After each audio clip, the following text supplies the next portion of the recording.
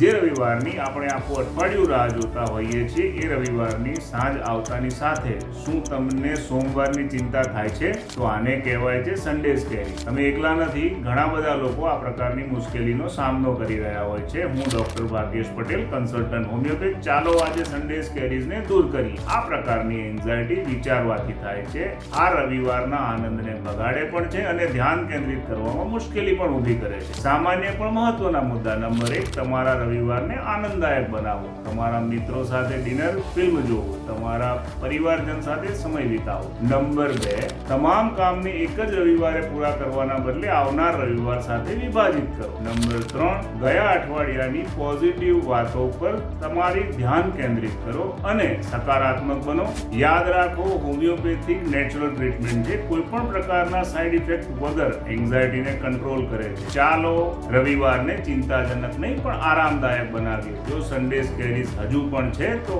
આરોગ્ય નિષ્ણાતનો સંપર્ક કરો. હોમિયોપેથી તમને સંપૂર્ણ આરામ આપી શકે છે.